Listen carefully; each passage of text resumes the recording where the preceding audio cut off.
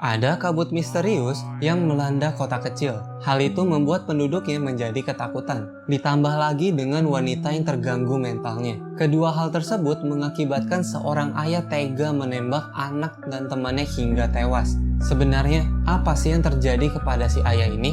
Inilah alur cerita dari The Mist.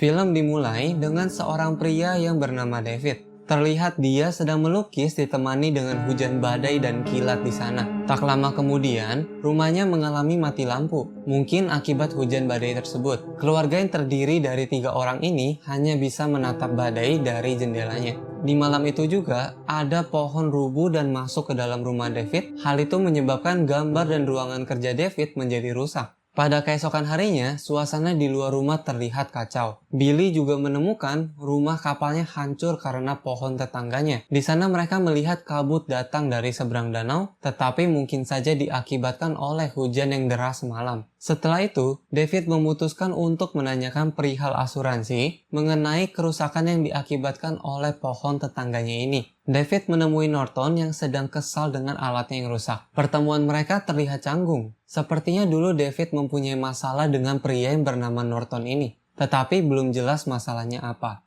Melihat mobil Norton yang rusak, David menawarkan untuk pergi ke supermarket. Sekalian membeli peralatan untuk memperbaiki rumahnya yang rusak. Di perjalanan tersebut, mereka melihat seperti ada pasukan polisi. Tetapi anehnya, ada juga pasukan militer di sana. Mereka terlihat sangat buru-buru dan mengarah ke arah rumah David.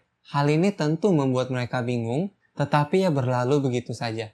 Setelah sampai, mereka segera masuk ke dalam supermarket. Di sana juga mati lampu ternyata. Memang ada generator, tetapi itu dimanfaatkan hanya untuk makanan saja. Sedangkan yang lain harus dikerjakan tanpa listrik. Terdapat beberapa pasukan militer yang berdiskusi serius di sana. David dan Norton merasa sedikit aneh dengan itu. Beberapa sirine polisi tiba-tiba melintas. Diikuti dengan bunyi sirine kota yang menandakan bahwa kota sedang dalam bahaya. Seorang pria muncul dan berlarian dengan darah di hidung dan baju-bajunya. Dia memberikan berita bahwa ada sesuatu aneh di dalam kabut. Dia juga memerintahkan semua untuk tetap di dalam supermarket, tetapi pastinya ada yang bandel dan ingin segera pergi menggunakan mobil mereka. Terdengar teriakan histeris dari orang yang keluar tersebut. Hal ini membuat semua orang menjadi kaget dan waspada terhadap kabut itu. Disusul lagi dengan gempa mendadak di sana yang membuat semuanya menjadi kacau berantakan. Semua barang berjatuhan. Untungnya, gempa itu tidak berlangsung lama. Semua orang diminta tenang dan tetap diam sampai mengetahui penyebab dari semua ini. Pastinya ada beberapa masalah. Seperti anak dari wanita ini yang sedang ditinggal di rumah. Dia meminta tolong dan memohon kepada orang-orang di sana untuk menemaninya keluar ke kabut tersebut. Namun, tentu saja tidak ada satupun yang berani menolongnya. Dia sangat kecewa dan terpaksa pergi sendirian ke kabut tersebut. Kita tidak tahu apa yang terjadi kepadanya. Semua bermalam di sana. David membutuhkan selimut agar anaknya bisa tidur dengan tenang. Ollie yang merupakan karyawan supermarket ini memberitahunya bahwa ada selimut di gudang. David pun pergi sebentar ke sana. Ketika sedang mencari selimut, dia mencium bahwa generator di sana malah berasap. David pun segera mematikannya agar tidak terjadi masalah. Dan semua lampu mati total akibatnya. David tetap mencari selimut di dalam kegelapan demi anaknya. Namun, dia mendengar suara aneh dari luar. Dia langsung berlarian keluar dan memberitahu Ollie dan petugas yang berada di depan pintu gudang. Setelah diceritakan, bukannya takut, petugas ini malah tidak percaya kepadanya dan mengatakan bahwa David hanyalah penakut karena kejadian siang tadi. Petugas mesin ini mengecek generator dan ternyata ada sesuatu yang menyangkut di ventilasi pembuangan. Harus ada seseorang yang keluar untuk membersihkannya. Pria muda yang bernama Norm menawarkan diri untuk keluar. Namun David menyarankannya untuk tidak melakukan itu karena akan sangat bahaya. Petugas yang bernama Jim dan Myron masih ngeyel dan tetap membuka pintu dari gerbang itu. Bahkan Norm menganggap David adalah pengecut, padahal David sangat khawatir kepada dirinya. Mereka masih mengejek David karena tidak ada yang terjadi setelah pintu dibuka. Sikap arogan mereka berubah seketika saat ada tentakel yang tiba-tiba muncul dan menarik kaki dari Norm dari luar. David dan Ollie berusaha membantu Norm dari tarikan tersebut. Jim dan Myron yang dari tadi memprovokasi malah hanya terdiam ketakutan dan mundur. David juga meminta mereka untuk menolongnya, namun mereka tidak berani berbuat apa-apa. Kulit Norm dengan mudah terluka dan berdarah oleh tentakel tersebut. Tentakel yang lain mulai masuk ke dalam dan ingin menyerang mereka. Dengan terpaksa, David pun harus merelakan dan melepaskan Norm pergi. David menutup pintunya dan berhasil mengusir monster tersebut menggunakan kapak. Terlihat ada bagian tentakel yang terpotong di sana. Setelah kematian dari Norm, David hilang kesabaran dan langsung menghajar Jim yang keras kepala dari tadi. Meskipun meminta maaf, semua sudah percuma. Satu anak sudah terbunuh karenanya. Awalnya David tidak ingin memberitahukan ini kepada semua orang karena dia ragu mereka semua akan percaya. Dia takut akan mendapatkan reaksi seperti Jim dan Myron yang malah mengolok dan mengejeknya. Tetapi, dengan beberapa diskusi, mereka akhirnya memutuskan untuk menggunakan Norton karena Norton adalah pengacara yang cukup terkenal di kotanya, sehingga semua mungkin akan percaya kepadanya. Sebelum itu, David pun mengganti bajunya. Itu semua demi anaknya, agar anaknya tidak semakin takut lagi karena melihatnya berlumuran darah. David mencoba menceritakannya kepada Norton. Sesuai dengan pemikiran David, Norton tidak percaya dan menganggapnya hanya lelucon. Dia juga menganggap ini adalah akal-akalan David untuk mempermalukan nama baik dirinya. Karena David telah sekali memenangkan gugatan hukum di tahun lalu. Hal itu membuat reputasi Norton turun sebagai pengacara. Sekarang terungkap masalah dari mereka berdua yang membuatnya canggung di awal film. Pertikaian dari David dan Norton malah mengundang semua orang untuk berkumpul. Di kesempatan itu, Ollie pun mengatakan bahwa semua harus mendengar apa perkataan dari David. David menjelaskan apa yang terjadi di sana dan berkata bahwa ada tentakel di sana yang mencoba masuk ke dalam gudang. Beberapa orang yang mendengarnya malah tertawa, sehingga David menentang mereka untuk melihat tentakel yang tadi sempat terpotong oleh kapak. Mereka mencoba menyentuhnya dan ternyata tentakel tersebut masih bergerak. Namun, perlahan-lahan menghilang menjadi cairan. Mereka akhirnya percaya dan mencoba untuk membuat penahan di daerah depan swalayan tersebut, karena mereka sadar bahwa depan swalayan terbuat dari kaca. Norton masih tidak percaya dengan semua omong kosong dari David, dan memprovokasi orang-orang untuk tidak percaya dengan David dan bergabung dengan dirinya. Ditambah dengan Carmody yang menyatakan akhir zaman sudah tiba, sudah saatnya mereka dipanggil oleh Sang Pencipta. Kejadian ini adalah kehendak Tuhan dan tidak ada yang bisa melawannya. Dengan membuat pertahanan tersebut, itu berarti David dan yang lainnya sudah melawan kehendak dari Tuhan. Dan semua usaha itu akan menjadi sia-sia. Semua ceramah Carmody dikeluarkan saat itu juga. Semua orang hanya bisa diam dan mendengarkan sampai pada akhirnya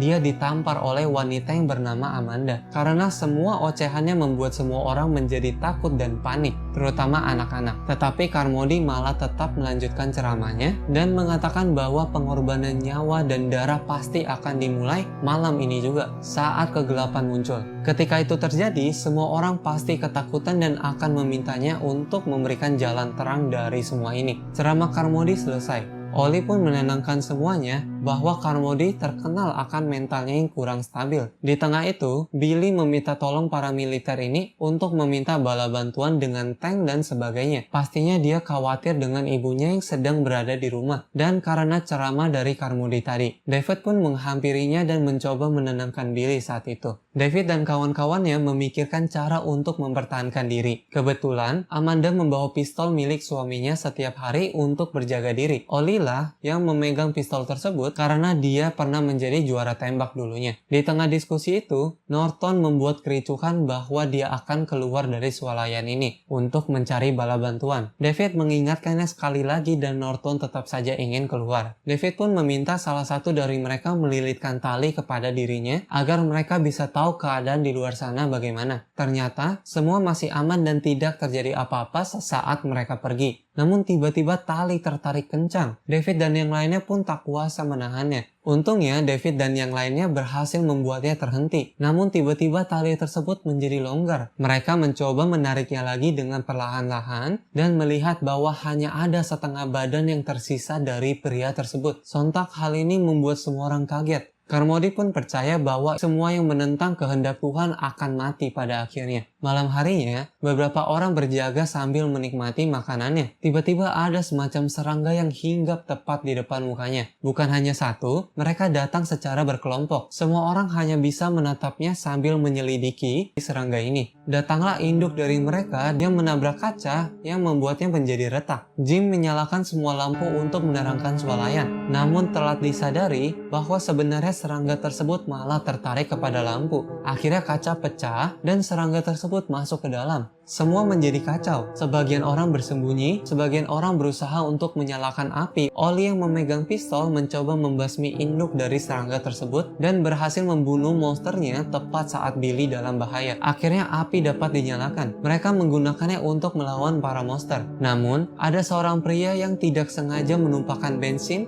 yang membuat api semakin besar dan membakar dirinya sendiri. Dengan api yang besar dan perlawanan dari orang-orang, akhirnya semua monster bisa keluar dan ditutup dengan triplek. Untuk mereka yang tergigit, mereka akan terkena infeksi yang tidak bisa dihindari dan meninggal di tempat. Joe yang terbakar api mengalami luka bakar yang sangat parah. Dia berharap bisa mati dengan tenang daripada menderita seperti ini. Seorang wanita yang merupakan kawanan dari David akhirnya malah bunuh diri karena tak kuasa menahan semua kejadian ini. Semua kejadian ini membuat perkataan Carmody yang awalnya terlihat omong kosong menjadi terlihat nyata. Bahwa malam ini pasti akan ada yang meninggal dan pertumpahan darah. Semua yang merasakan teror ketakutan malam itu menjadi percaya dengan Carmody. Di sana David mengingat bahwa mobilnya parkir tidak jauh dari pintu swalayan. Dia berpikir untuk mencoba keluar dari swalayan dan mengendarai mobilnya sampai keluar dari kabut tersebut. Karena pengikut Carmody sudah semakin banyak dikarenakan beberapa omongannya yang cukup masuk akal di beberapa telinga orang. David dan kawan-kawannya telah berselisih dengan Carmody sejak awal. Bisa saja mereka akan dibuat menjadi pengorbanan dari kepercayaannya dan mereka tidak mau hal itu terjadi. Tetapi sebelum itu David akhirnya memutuskan untuk pergi ke toko obat di sebelah supermarket ini demi menyelamatkan beberapa orang yang terluka. Salah satunya adalah Joe yang terkena luka bakar. Carmody dan pengikutnya berulah. Bagi mereka, keluar dan kembali ke dalam supermarket hanya akan membuat monster di sana menyadari keberadaan mereka di sini. Carmody mulai memprovokasi semua orang lagi. Ocehannya terhenti lagi ketika seorang nenek melemparkan kaleng tepat di mukanya. Mereka akhirnya pergi keluar ke toko obat di toko sebelah. Saat mencari obat, terdengar suara dari monster tersebut, sehingga mereka ingin segera meninggalkan tempat ini. Di sana ada juga pria dari bagian kepolisian yang meminta tolong, dan dia juga terus saja meminta maaf dan mengatakan semua ini adalah salah dari mereka. Mereka juga melihat ada tangan yang bergelantung dan banyak sekali jaring laba-laba di sana. Tak lama kemudian, pria ini terjatuh dan lahirlah ratusan monster laba-laba dari orang tersebut. Hal itu membuat mereka kaget dan mereka langsung buru-buru kabur dari tempat tersebut. Namun akhirnya dua orang harus mati karena tertangkap oleh monster laba-laba. Mereka akhirnya bisa balik lagi ke dalam swalayan. Korban jiwa bertambah karena mereka tidak mendengarkan Carmody. Carmody semakin dipercaya bahwa dialah utusan dari Tuhan untuk menolong semua orang di dalam supermarket ini. Mereka yang melawan kehendak Tuhan pasti akan dihukum dengan kematian. Jim yang tadinya ikut ke toko obat sepertinya mengalami mental yang tidak stabil akibat teror ketakutan yang dialami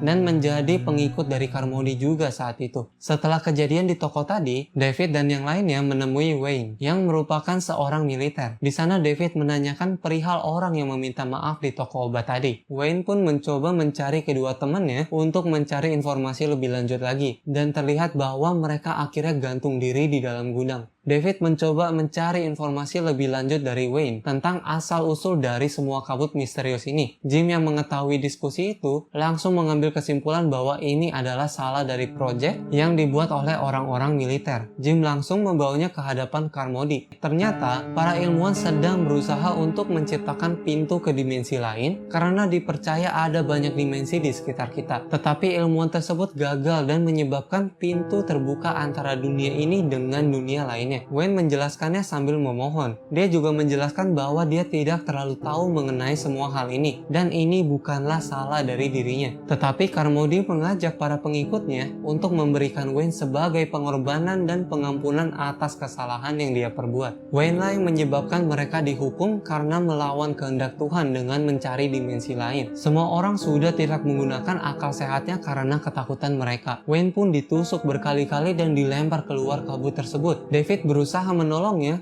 namun ditahan oleh banyaknya pengikut dari Carmody dan akan menjadi bahaya untuk dirinya juga sebenarnya. Wayne terus saja memohon untuk dibukakan pintunya, namun langsung saja monster itu menangkapnya dan dia hanya meninggalkan jejak tangan dengan darah di kaca tersebut. Carmody percaya bahwa monster akan memberikan kebebasan karena sudah ada pengorbanan darah. Semua masih bermalam di swalayan tersebut, dan akhirnya David dan teman-temannya pergi dari swalayan pada saat pagi hari. Di pintu depan ada Carmody dan beberapa pengikutnya yang sedang menunggu. Carmody melarang David dan teman-temannya untuk keluar. Dialah yang menjadi utusan dari Tuhan dan berbicara kepada Tuhan setiap hari, sehingga dia tahu segala keputusan. Carmody tidak mengerti kenapa David tetap saja melawan dirinya setelah semua kejadian ini. David menentangnya lagi, sehingga dia mencuci otak semua orang dengan mengatakan bahwa orang seperti David dan kawan-kawannya lah yang membuat semua kejadian ini terjadi kepada mereka. Sekali lagi, karena mereka melawan perintah dari Tuhan. Akhirnya kejadian yang diduga muncul. Carmody langsung saja mengatakan bahwa salah satu dari mereka harus dikorbankan hari ini, yaitu Billy, anak dari David. Carmody memerintahkan semua orang untuk membunuh dan mengambil anak tersebut. Tiba-tiba terdengar suara tembakan tepat di perut dan kepala dari Carmody. Itu berasal dari Oli yang sudah tidak tahan lagi dengan ocehannya. Semua orang pun mundur melihatnya. David dan yang lainnya berhasil keluar dari supermarket itu.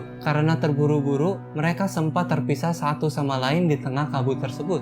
Oli yang sudah sampai di pintu mobilnya malah tertangkap oleh monster yang berada di belakangnya, dan pistolnya jatuh tepat di depan mobilnya. Pada akhirnya hanya sisa berlima yang selamat. Sisanya tertangkap oleh para monster dan satu lagi balik ke dalam supermarket. David pun keluar sebentar untuk mengambil pistolnya. David dan sisanya mencoba pergi keluar dari kabut tersebut. Semua hanya bisa terdiam melihat mereka pergi dari sana. David dan teman-temannya mengendarai sepanjang kabut tersebut. David sempat menghampiri rumahnya untuk melihat keadaan istrinya. Sayangnya, istrinya sudah meninggal akibat monster tersebut. Rasa sedih tak tertahankan olehnya. Dia tidak bisa menahannya di depan semua orang. Tetapi dia harus tetap tegar dan melanjutkan perjalanan, berharap mereka akan bisa keluar dari kabut tersebut jika berjalan terus. Namun yang mereka lihat hanyalah kerusakan-kerusakan mobil, bus, dan kematian orang-orang. Tidak ada tanda-tanda kehidupan di sana. Mereka juga melihat monster yang sangat besar dan tinggi dengan tentakel yang berjalan di depan mereka, bahkan mampu membuat mobil bergetar setiap monster tersebut berjalan. Akhirnya bensin dari mobil ini pun sudah habis dan mereka tak kunjung keluar dari kabut tersebut. Mereka berhenti, mereka tidak tahu harus berbuat apa lagi. Tidak ada ide lain lagi yang bisa dilakukan, seperti hanya menunggu dibunuh oleh monster-monster. Mereka pasrah, mereka hanya bisa terdiam dan mendengar suara-suara monster dari kejauhan. David pun mulai menghitung jumlah orang yang terdapat di dalam mobil. Kakek itu hanya mengangguk, menandakan bahwa dia mengerti maksudnya. Ternyata ide David adalah bunuh diri menggunakan pistol yang dia punya. Hal itu lebih baik daripada dia dimakan oleh monster. Tetapi dia hanya punya 4 peluru, padahal terdapat 5 orang di dalam mobil tersebut. David memutuskan bahwa dia akan mencoba hal lain untuk membunuh dirinya sendiri. Billy terbangun akibat tangis dari Amanda dan melihat ke arah ayahnya. Lalu 4 tembakan pun terlihat di sana. David sudah membunuh semuanya termasuk anaknya sendiri. Ingin rasanya dia membunuh dirinya, tetapi sudah tidak ada peluru yang tersisa. Dia pun keluar dan menantang para monster untuk memakannya. Dia sudah tidak punya alasan lagi untuk hidup. Namun, yang terdengar adalah suara dari tank dan para pasukan militer di sana. Mereka memiliki peralatan yang lengkap dengan senjata untuk melawan para monster. Masih ingat dengan wanita yang pertama kali keluar? Ternyata dia selamat bersama anaknya. Bala bantuan sudah datang, lengkap dengan helikopter dan tank. Hal itu terjadi tepat setelah dia membunuh semua orang di dalam mobil. Melihat hal tersebut, dia berteriak. Dia berteriak sekuat mungkin, sekuat tenaganya. Semua sudah mati dengan sia-sia dan percuma. Dengan begini, David akan selalu hidup dalam penyesalan yang sangat luar biasa. Dan film pun berakhir dengan memperlihatkan banyaknya bala bantuan di sana. Ending yang benar-benar tidak terduga dan sakit rasanya bagi David akan semua hal yang terjadi. Kalau kalian perhatikan, hal ini bisa terjadi karena Carmody yang menjadi ancaman bagi David. Kalau Carmody tidak terganggu mentalnya dan memprovokasi semua orang, mungkin saja David masih akan tetap berdiam di sana sampai bala bantuan datang. Begitulah alur cerita dari The Mist 2007. Semoga kalian menikmati alur cerita dari The Mist. Masih banyak alur cerita film yang seru di Hexaverse Studio yang bisa kalian nikmati. Terima kasih atas dukungan kalian. Sampai jumpa di video selanjutnya. Bye-bye.